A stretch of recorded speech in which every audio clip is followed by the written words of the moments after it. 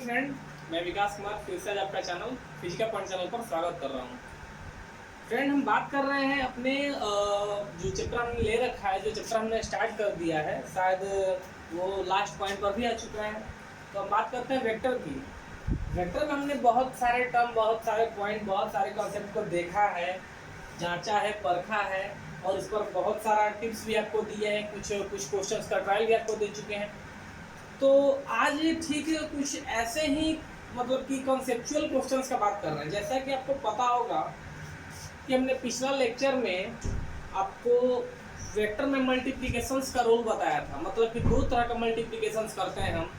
एक होता है हमारा वेक्टर का क्रॉस प्रोडक्ट, एक होता है dot product. Cross product vector को इंडिकेट करता है, मतलब उसको बोलते हैं वेक्टर क्रॉस प्रोडक्ट। और एक होता है डॉट प्रोडक्ट जो स्केलर के नाम से जाना जाता है, स्केलर डॉट प्रोडक्ट, यानी कि अदिश होता है और क्रॉस जो होता है सदिश होता है। तो आखिर ये हम क्रॉस कैसे करते हैं, मतलब कि क्रॉस प्रोडक्ट कैसे करते हैं, क्रॉस गुणन कैसे करते हैं, डॉट गुणन कैसे करते हैं, ये हम आज समझेंगे। ठीक है, ये हम आज समझेंगे। तो हमने एक क्वेश्चन ले रखा है, माना कि वेक्टर P जो है वो दिया है AI plus BJ plus CK minus CK। उसी तरह से दूसरा वेक्टर है n, उसको ले रखा है DI minus AJ plus BK। ये दो वेक्टर हैं, दोनों का मतलब कि वैल्यू दिया हुआ है, दोनों का जो वैल्यू है वो आपको दे रखा है। सर ये वेक्टर जो है अपना वैल्यू में आपको दे रखा है। ठीक है, अब कह रहे calculate its cross product and dot product, यानी कि आप इसका क्रॉस गुणन और डॉट गुणन ज्ञात कीजिए। तो हम क्या करेंगे कि इसको जिस तरह से हमने आपको कॉलम वाइज वेक्टर क्रॉस और डॉट प्रोडक्ट को पढ़ाया था, ठीक उसी तरह से हम क्वेश्चंस को भी सॉल्व करेंगे। इस तरफ हमने क्रॉस प्रोडक्ट का फॉर्म को ले रखा है, इस तरफ हमने डॉट प्रोडक्ट के फॉर्म को ले रखा है। तो देखो किस तरह से हम क्रॉस प्रोडक्ट करते हैं। क्रॉस प्रोडक्ट करने के लिए पहले जो वेक्टर उसको लिखेंगे P cross n, vector P cross vector n।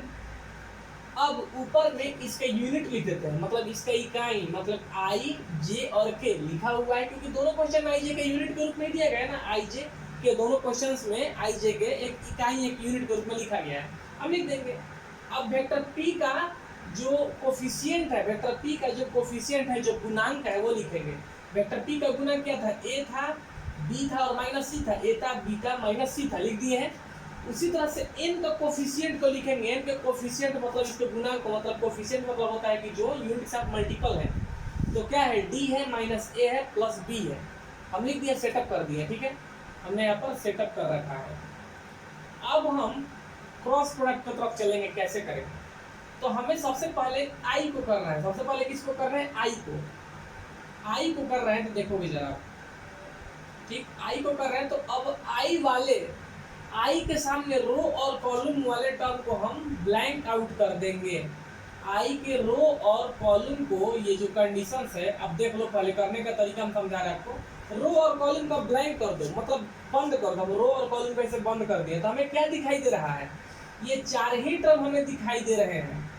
अगर हम I के सामने ऊपर और इसके साइड में, यानी कि रो और कॉलम को अगर हम बंद कर दें, रो कॉलम मतलब इस तरफ, ये अगर ऐसे सिस्टम को हम बंद कर दे, ब्लैंक कर दे, तो हमें क्या दिखाई देगा, यही चार टर्म दिखाई देगा। तो इसी में हमको क्रॉसिंग करना होता है। कैसे कैसे देखिएगा, इस तरह से हमको क्रॉसिंग करना चाहिए। इस तरह से हम क्रॉसिंग करेंगे तो b का b से करेंगे तो क्या हो जाएगा, b स्क्वायर। b का b से करेंगे तो क्या मिलेगा, b स्क्वायर। ठीक उसके बाद क्या होता है, ठीक उसके बाद माइनस का एक साइन लगा देना चाहिए। जैसे ही हम ये क्रॉसिंग कर दिए हैं तो माइनस साइन लगा दिए। ठीक, अब हमको करना है A और C में करना है। तो ये माइनस और माइनस मिलकर हो जाएगा, पहले तो प्लस हो गया। तो क्या लिखेंगे, AC लिखेंगे। क्या लिखेंगे, AC लिखेंगे। ठीक, AC लिखेंगे तो प्लस माइनस माइनस यहाँ पर रहेगा। अब देखो, अब I का तो काम खत्म हो गया भैया, I का कंडीशन खत्म। आपको समझ में आ गया क्या करना है। I क्या करेंगे, तो रो और कॉलम इसके सामने वाले को सबको ब्लैंक कर देंगे, बंद कर देंगे। तो हमें इन चार ही कंडीशंस नजर आएगा, इसी को हमको क्रॉसिंग करना है। तो b का b से करेंगे b स्क्वायर, अपने से एक हमको माइनस का बीच में साइन लेना पड़ता है, साइन ले लिए हैं।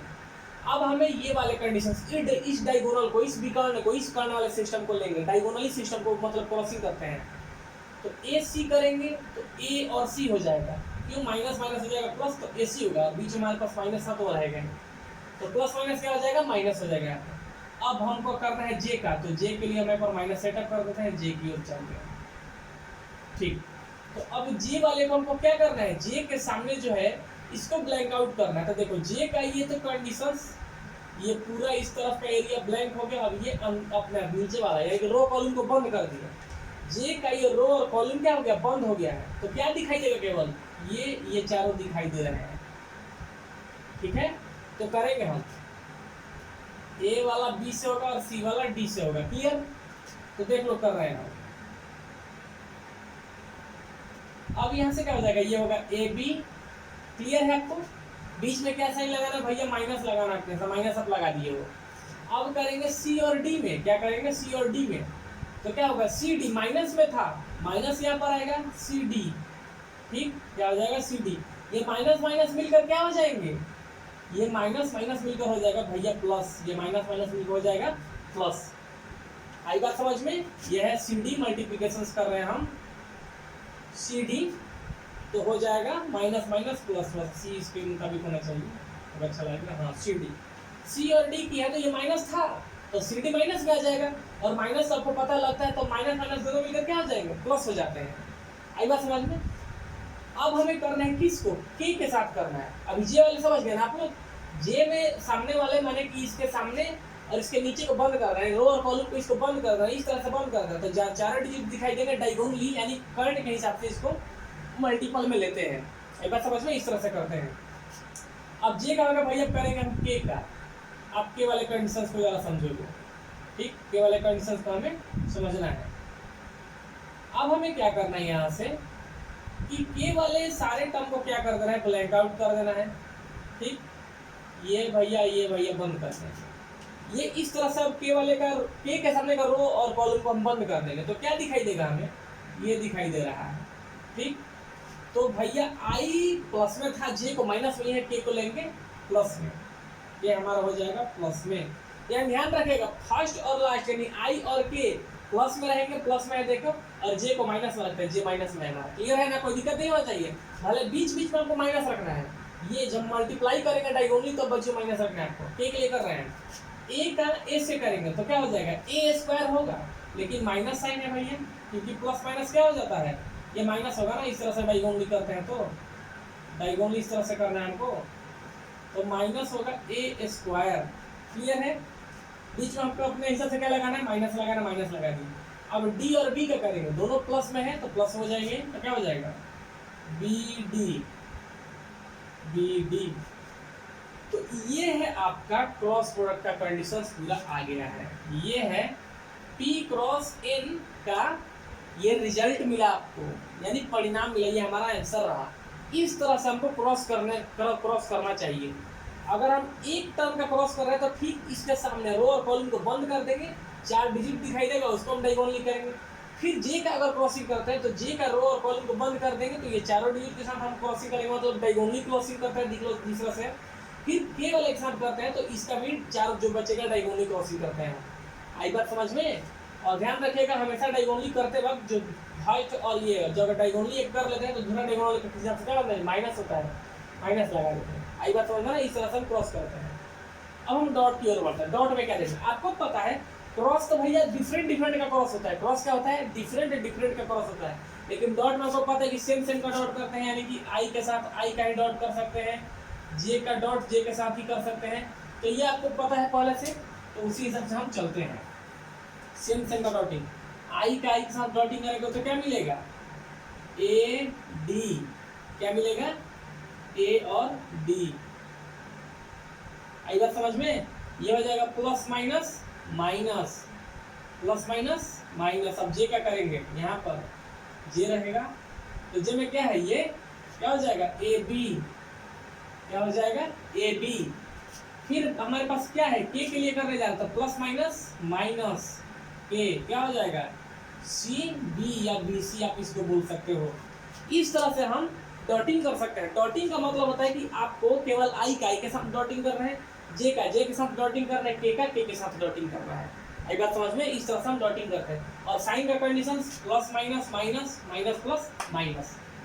तो ये आपका एक इजी कंसेप्चुअल टर्म रहा। हम समझाने के लिए आपको एक क्वेश्चन लिए था अपने हिसाब से, आप इस पर बहुत सारे क्वेश्चन को सॉल्व कर सकते हो। आपके पास बुक वगैरह में कहीं क्वेश्चंस मिलता है कि डॉट प्रोडक्ट निकालिए, क्रॉस प्रोडक्ट निकालिए, तो क्रॉस इस तरफ से कर सकते हो, डॉट इस तरफ से कर सकते हो। डॉटिंग एक समान टर्म को डॉट करना है, क्रॉस अलग अलग को डॉट करना है। मतलब आई को बंद करके जे के वाले कंडीशंस को लेना है, जे को बंद करके आई के वाले कंडीशंस को लेना है, के को बंद करके जे आई के कंडीशंस को लेना है। तो इस तरह से क्रॉसिंग करना है, डायगोनली क्रॉस करना है। डायगोनली क्रॉस करता है तो आपको ध्यान रखना चाहिए कि बीच में माइनस ही रहे। आई बात समझ में? तो इस तरह से हम करते हैं। उम्मीद कर रहे हैं कि आपको ये चीज समझ में आई होंगी। ठीक है, अब हम आगे बढ़ते हैं। अब हमारे पास वेक्टर का एक लास्ट कंपोनेंट टर्म बचता है जिसका नाम होता है प्रोजेक्शंस। जिसका नाम होता है प्रोजेक्शंस। आज हम उसी को आपके सामने डिस्कस करेंगे। ये हम क्वेश्चंस लिए थे ताकि आपको डॉट और क्रॉस का मतलब बढ़िया से समझ में आ जाए। तो ये हम एक कॉन्सेप्चुअल क्वेश्चन हम ले लिए थे जो आपको ये क्रॉस प्रोडक्ट और डॉट प्रोडक्ट अच्छे से समझ में आ जाए। आज का हमारा मेन टॉपिक ये रहेगा प्रोजेक्शन ऑफ वेक्टर। ठीक है, वही हम जानेंगे। ठीक है, तैयारी वेक्टर का प्रक्षेपण, उसको हिंदी में बोलते हैं। तो हम उसी को देखेंगे कि ये होता क्या है प्रोजेक्शन ऑफ वेक्टर।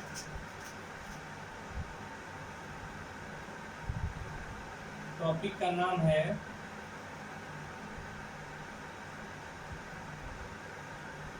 प्रोजेक्शन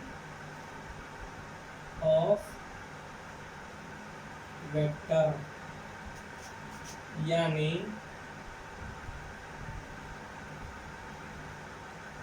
सदिश का प्रक्षेपण। सदिश का प्रक्षेपण, प्रक्षेपण यानी प्रोजेक्ट। ये होता क्या है? प्रोजेक्ट का मतलब होता है फेंकना। हम मान लो कि ये हमारा ग्राउंड है, ये हमारा क्या है? ग्राउंड है यानी भूमि। तो यहाँ से हम किसी ऑब्जेक्ट को जब थ्रो करते हैं, यू वेलोसिटी से, तो ये थ्रो होते हुए ग्राउंड को टच करता है, तो ये होता है क्या? प्रोजेक्शंस। इसको क्या बोलते हैं हम? प्रोजेक्शंस। प्रोजेक्शंस का मतलब होता है कि जब किसी भी ऑब्जेक्ट को किसी वेलोसिटी, किसी गति के साथ, किसी वेग के साथ फेंक देते हो, जैसा फेंक दिए इस चीज को, तो ये होता है प्रोजेक्शन। ठीक है, किसी भी चीज को फेंकने का मतलब होता है प्रोजेक्शन यानी प्रक्षेपण।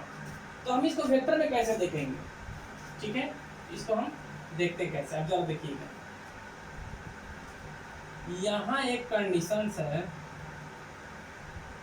ये है हमारा वेक्टर ए। ठीक, अब इस पर एक वेक्टर जो है कुछ इस तरह से आ गया, कुछ इस तरह से वेक्टर बी जो है वो प्रोजेक्ट हो गया, यानी आ रहा है ऊपर से एक एंगल बनाते हुए, एक थीटा बनाते हुए।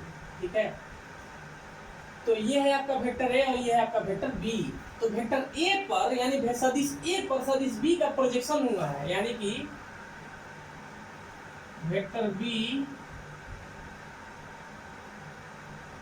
Projected on vector A. यानी मतलब क्या हुआ कि सदिश ए पर बी सदिश का प्रक्षेपण हुआ, यानी बी सदिश को किसी ने सदिश ए पर फेंक दिया है। यानी वेक्टर ए पर वेक्टर बी को किसी ने फेंक दिया है, तो इसका प्रोजेक्शन कैसे निकलेगा? यानी कि प्रोजेक्शन वेक्टर बोलते हैं। इसीलिए इसका प्रोजेक्शन वेक्टर कितना होगा? प्रोजेक्शन वेक्टर कितना होगा? तो ध्यान रखिएगा कि ये तो भैया परपेंडिकुलर नहीं है, लंबवत नहीं है। तो लंबवत नहीं है कोई चीज, तो जाहिर सी बात है कि क्या होगा? समानांतर होगा, पैरेलल होगा। यानी कि आप एक बात समझो, कोई कह रहा है कि राम झूठ नहीं बोलता है, जाहिर सी बात है भैया सत्य बोलता होगा। अगर झूठ नहीं बोलेगा तो सच ही ना बोलेगा। अगर कोई ये कहता है कि राम सच नहीं बोल रहा है, मतलब क्या होगा? राम झूठ बोल रहा हो। तो उसी हिसाब से अगर ये लंबवत यानी परपेंडिकुलर नहीं है, तो जाहिर सी बात है कि पैरेलल में हम इसको गिनती करेंगे। आप कहोगे कि जो पैरेलल सब लग नहीं रहा है, तो हम एक क्या बोल रहे हैं आपको? एक हाइपोथेसिस की बात कर रहे हैं, मतलब कि कंट्रोवर्शियल टर्म हो गया, विवादित बात बता रहे हैं आपको कि ये परपेंडिकुलर नहीं है मतलब पैरेलल होगा, अगर पैरेलल नहीं है तो मतलब परपेंडिकुलर होगा। तो उसी हिसाब से हम यहाँ पर क्या कहते हैं कि इसको वेक्टर प्रोजेक्शन निकालने का फॉर्मूला होता है ये ए बी कॉस थीटा, और जिस पर प्रोजेक्ट हुआ है वो होता है नीचे। यानी कि जब वेक्टर ए पर प्रोजेक्ट हुआ तो वेक्टर ए कहाँ रहेगा? नीचे रहेगा। ये है कंडीशंस। ध्यान रखिएगा प्रोजेक्शन वेक्टर कैसे निकला, ए बी कॉस थीटा कर देते हैं, यानी कि इसको ए बी कॉस थीटा बोलते हैं क्योंकि थीटा को हम कॉस में लेते हैं, और जिस पर प्रोजेक्ट होता है, जिस पर फेंका जाता है वो नीचे, यानी कि वेक्टर कहाँ रहेगा, नीचे रहेगा। परिणाम ये क्या होता है, इसका परिणाम बोल सकते हैं आप इसको। तो आपको पता है कि ए बी कॉस थीटा का मतलब क्या बनता है, ए बी कॉस थीटा, इसीलिए क्या लिखोगे, ए बी कॉस थीटा का मतलब क्या होता है, ए डॉट बी बटा में मॉड ऑफ वेक्टर ए। ये है आपका प्रोजेक्शन वेक्टर, ये है आपका प्रोजेक्शन वेक्टर निकालने का तरीका। इस तरह से आप वेक्टर प्रोजेक्शन फाइंड कर सकते हो, इस तरह से क्या कर सकते हो, वेक्टर प्रोजेक्शन निकालोगे। प्रोजेक्शन का मतलब होता है फेंकना। तो हमने सदिश ए पर सदिश बी को फेंक दिया है, यानी कि वेक्टर ए पर वेक्टर बी को थ्रो किया है। अब परपेंडिकुलरली थ्रो नहीं हुआ है, तो जब परपेंडिकुलरली नहीं हुआ है तो हम ये मानकर चलते हैं कि पैरेलल थ्रो हुआ है, यानी पैरेलल आकर गिरा है। तो पैरेलल आकर गिरा तो वहाँ पर तो एंगल हम कॉस को लेते हैं, तो क्या हो जाएगा ए बी कॉस थीटा, और जिस पर प्रोजेक्ट होता है वो नीचे होता है, प्रोजेक्ट ए पर, तो ये नीचे है। अब कॉस थीटा के लिए क्या इस्तेमाल होता है, डॉट, तो इसीलिए क्या होता है कि ए डॉट बी बटा में ये मॉड ऑफ ए। आप इस तरह से कंडीशंस निकाल सकते हो। आई बात समझ में, इसी को बोलते हैं प्रोजेक्शन ऑफ वेक्टर, सदिश का प्रक्षेपण, यानी कि एक सदिश का दूसरे पर फेंकना। उम्मीद करते हैं कि आपको ये हमारा आज का जो लेक्चर है ये आपको समझ में आया होगा। तो ये हमारा जो है कंसेप्चुअल टर्म वेक्टर के हिसाब से हमने सब कंप्लीट कर दिया है। वेक्टर में जितना भी कंसेप्ट था हमने आपको सब बता दिया है, यानी कि इतना इसी कंसेप्ट के हिसाब से, माने इतना ही कंसेप्चुअल टर्म के हिसाब से आप वेक्टर के अधिकांश क्वेश्चंस को सॉल्व कर पाओगे। Displacement vector, vector projections, product vector, dot product, cross product, ये सारा कंडीशन जो हमने आपको ये दिखा दिया, सिखा दिया। रिजल्टेंट कैसे निकालते हैं, मॉडुलस कैसे निकालते हैं, तो ये सब चीज़ हमने आपको बता रखा है। इस पर हम क्या करेंगे कि एक अगला वीडियो हमारा होगा जो इसका जितना भी न्यूमेरिकल वेक्टर से संबंधित जितना भी न्यूमेरिकल होगा वो हम उस वीडियो में रखेंगे। उम्मीद करते हैं कि आपको हमारा ये जो लेक्चर है, आज का जो लेक्चर है, जो वीडियो आपको समझ में आया होगा। अगले लेक्चर में आप जरूर बने रहिएगा क्योंकि वहाँ पर काफ़ी इंपॉर्टेंट क्वेश्चंस आएगा उस वीडियो में। ठीक है, तो आज के लिए यही तक हम रुकते हैं। यदि आपके माइंड में ऐसा कुछ चल रहा है, कोई कंसेप्ट या फिर आपका कोई ओपिनियन बन रहा है, तो आप कमेंट बॉक्स में कमेंट कर देना, हम समझ जाएंगे क्या बात है। तो मिलते हैं फिर नेक्स्ट वीडियो में न्यूमेरिकल के साथ। तब तक के लिए thank you and have a nice day.